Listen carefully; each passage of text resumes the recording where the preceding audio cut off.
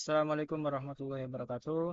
Perkenalkan, nama saya Fauzia Multisyayu, mahasiswa Teknik Elektronika eh, angkatan 2023 dengan NIM 2302056020003. Pada hari ini saya akan mempresentasikan terkait eh, mata tugas mata kuliah pengembangan karir dan etika industri dengan judul presentasi karir saya 5 tahun berikutnya atau 5 tahun ke depan. Jadi eh, untuk eh, jurusan teknik elektronika sendiri, dunia kerja teknik elektronika dan perkiraan tren karir di masa depan. A, pertama tren teknologi. Untuk perkiraan atau prediksi tren teknologi untuk 2026 hingga 5 tahun ke depan, yaitu 2000 sampai 2031, yaitu perkembangan AI, IoT, dan edge computing, dan kemarakan AI native development oleh banyak perusahaan. Eh, Perkembangan AI, IoT, dan edge computing eh, bakalan semakin pesat, sangat-sangat pesat, dikarenakan demand atau kebutuhan atau keinginan oleh banyak pihak. Bahkan nanti perkiraan bakal ada namanya AIoT, yaitu adalah kombinasi antara AI dan IoT untuk membuat sistem IoT yang eh, full berjalan berjalan dengan AI. Lalu ada kemarakan AI native development. AI native development itu adalah perkembangan atau pembuatan eh, hal-hal seperti website atau sistem yang didevelop atau dibuat oleh AI, full AI, atau mostly atau eh, kebanyakan bagian dalam sistemnya itu adalah dibuat oleh AI yang saat ini dan perkiraan hingga 5 tahun ke depan bakal umum dipakai oleh perusahaan. Lalu ada kebutuhan teknologi, yaitu kebutuhan agent AI yang lebih mandiri. Agent AI yang lebih mandiri ini maksudnya perbedaannya dengan agent AI yang sekarang. Kalau agent AI yang sekarang itu masih membutuhkan seperti prompt atau kata perintah yang spesifik. Sedangkan untuk agent AI yang lebih mandiri, dia behavior atau sikapnya bakal lebih eh, ke manusia, bakal lebih mirip dengan manusia, di mana kita tidak harus spesifik dalam memberikan perintah. Kita memberikan permintaan yang eh, kurang spesifik, namun mereka sudah bisa memahaminya. Lalu otomatisasi dan efisiensi industri yang lebih advance. Ya, sejalan dengan perkembangan teknologi yang sangat pesat ini, maka kemungkinan besar di sektor otomatisasi dan industri bakal lebih mengedepankan efisiensi kerja yang lebih besar lagi, yang lebih kuat lagi. Lalu C, kebijakan pemerintah dan potensi nasional,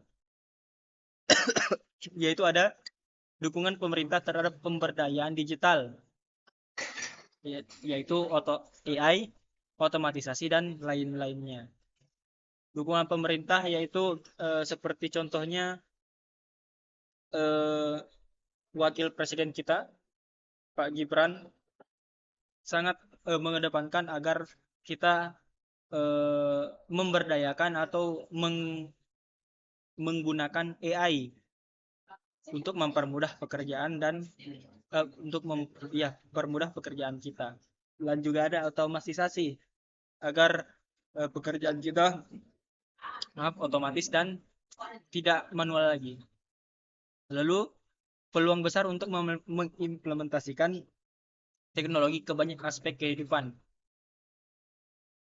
Banyak peluang besar bisa di banyak teknologi bisa ditanamkan ke aspek kehidupan, aspek kehidupan lokal di tempat kita yang bisa dibuat lebih canggih lagi dengan teknologi.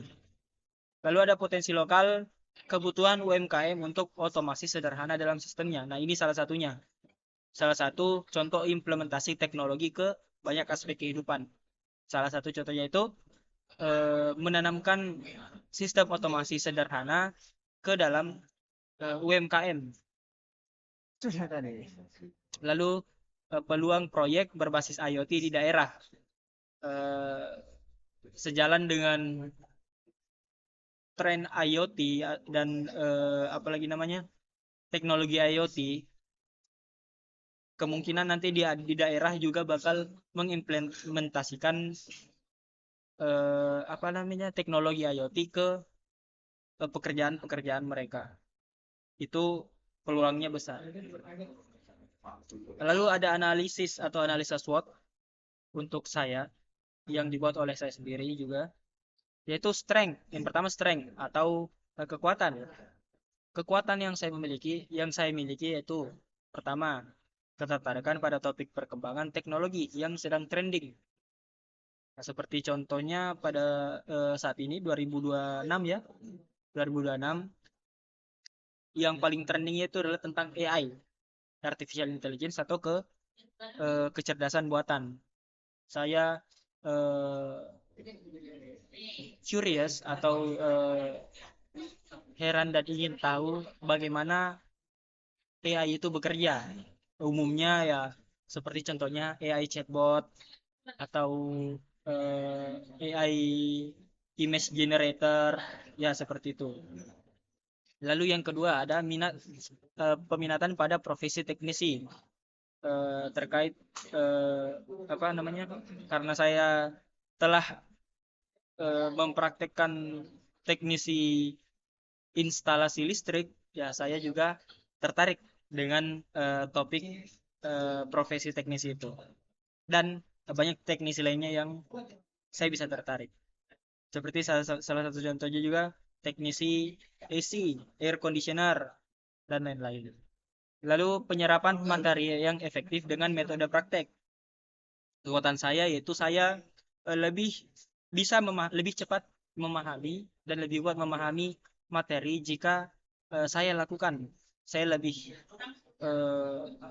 enak untuk memahami materinya dengan metode praktek daripada dengan apa lagi namanya hanya materi saja.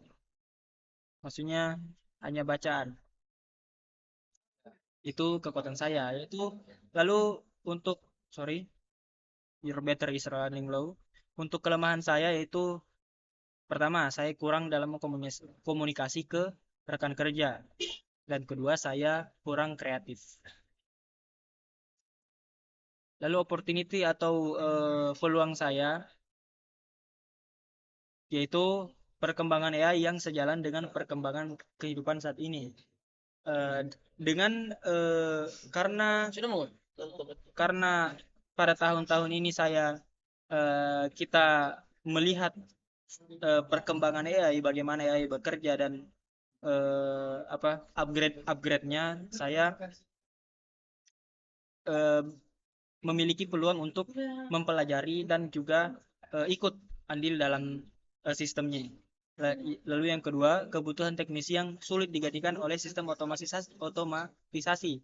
Masih banyak pekerjaan teknisi yang belum bisa atau belum capable untuk digantikan oleh AI dan sistem otomatisasi. Lalu ada threat atau apa namanya? Threat yaitu persaingan kerja global dan teknologi yang berkembang sangat pesat.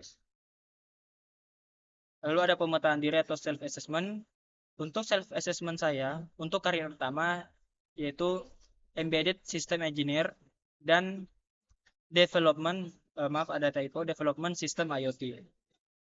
Lalu untuk karir alternatif saya ada teknisi AC atau teknisi-teknisi instalasi yang lain, dan juga ada vibe coder, dan terakhir yaitu pengusaha.